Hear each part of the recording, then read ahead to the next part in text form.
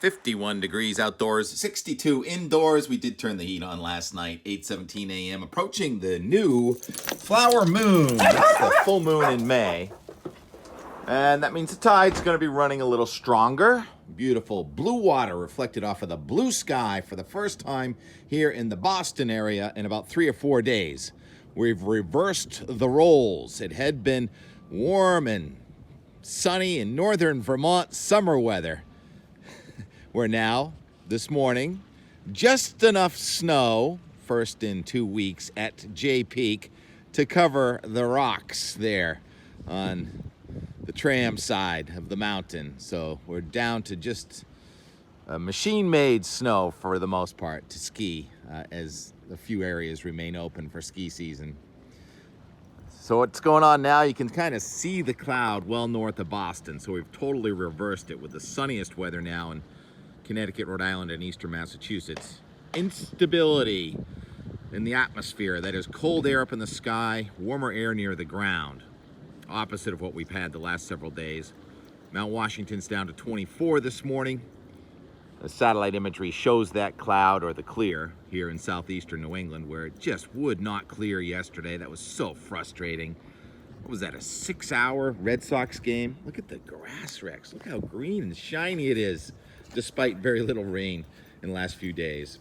So with all that rain yesterday, we had hours and hours of delays. We must have inches of rain in our gauge. Huh, T-Rex? You gotta be kidding me. All right, there's a hole up there, right? So this does work properly, right?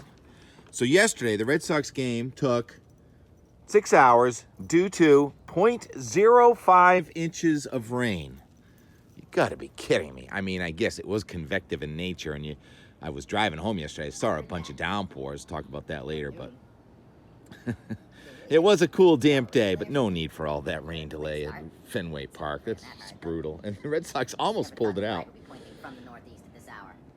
We don't really have high barometer this week, although there are some record low temperatures. Did you hear what happened in Wisconsin yesterday? There was a blizzard and a flood and winds to 50 miles an hour. And Cornucopia, Wisconsin, 19.5 inches. 20 inches or more of snow on the southwest shore of Lake Superior yesterday, where it's record cold, 24 this morning in Volk, Wisconsin. Even Selma, Alabama, record low this morning, 39 degrees. But that's where the high pressure is, in the middle of the nation. And we're going to stick with this low barometer cold. That is, you get some morning sunshine, instability clouds build with a chance of an April shower, April snowflakes in the mountains. I mean, those clouds do look beefy there. So you'll get a couple of raindrops on the windshield, but not enough to water the lawn. Just really fun cloud pictures probably the next several days. I get the time lapse, I'll be showing that. You want to see the time lapse from yesterday? Yeah, that's how it was. Pretty much all day long. Yesterday in my forecast from Vermont, I said, oh, and the sun should break through in Boston. Not at all.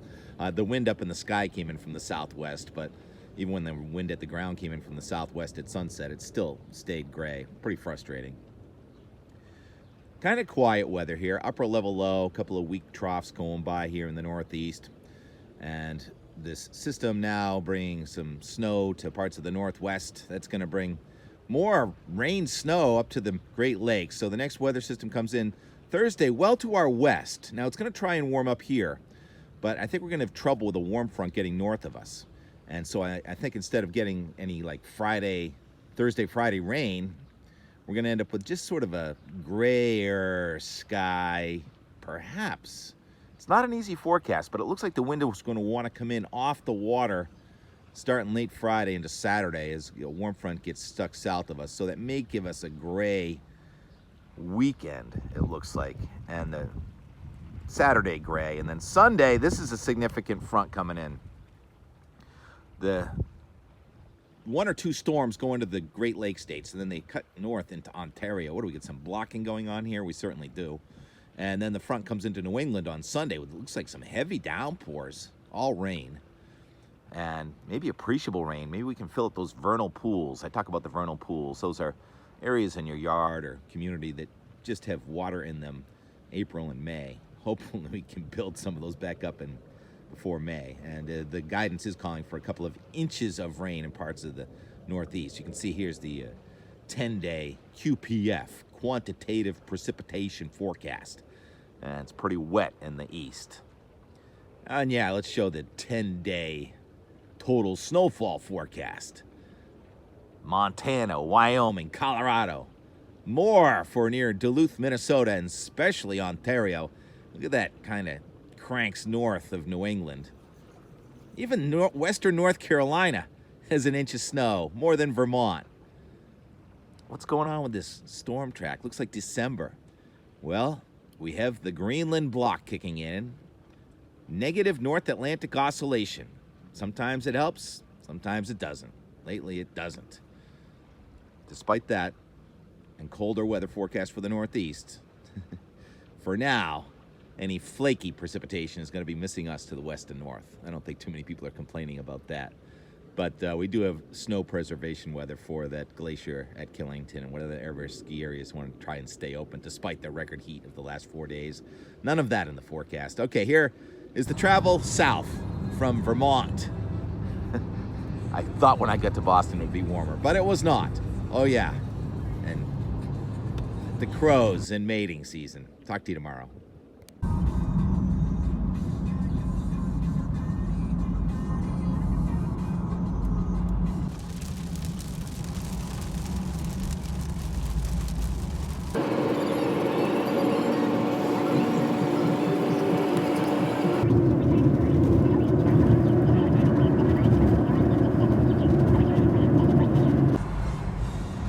Massachusetts 1:30, very dark sky. This must be the front. Maybe even a thunderstorm?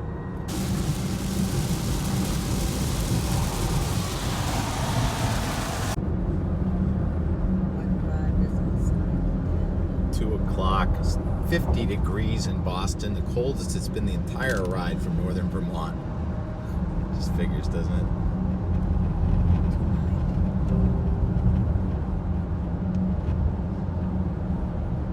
Thought it'd be through by now. 2:30. It qualifies as a lousy day now. Still a chance for some sun, but ocean refrigerator effect in full control on our Patriots Day 2023. Yeah. I wonder if there's any hypothermia going on out there. Just can't get that front through here. Hard for a little bit. It was a lot easier when I was younger, but I'm just blessed to be here. Glad to be here. This is a little cool, but pretty good. Unbelievable. 27th Boston Marathon, I should say. Wait, how many marathons total? I stopped counting, but around 100. Oh, my goodness. I was close with Dick, and he was watching us, so it felt good. What's going on in there? There's no place like home. There's no place like home.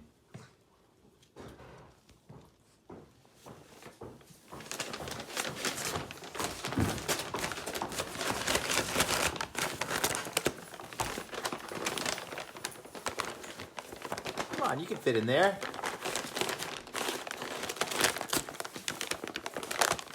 Yeah, there you go. Fits perfectly. This is amazing. More people have finished the marathon than there are still at Fenway Park at 4:23. Never-ending game.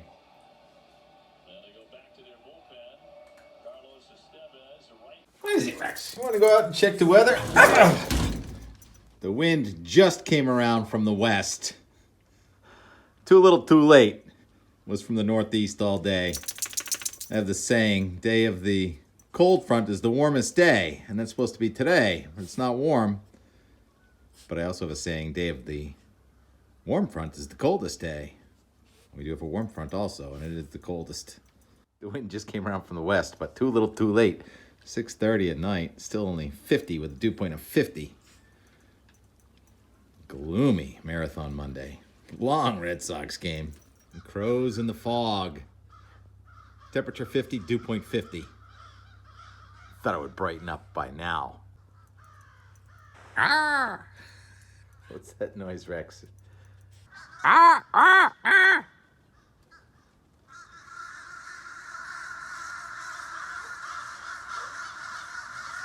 I love this game.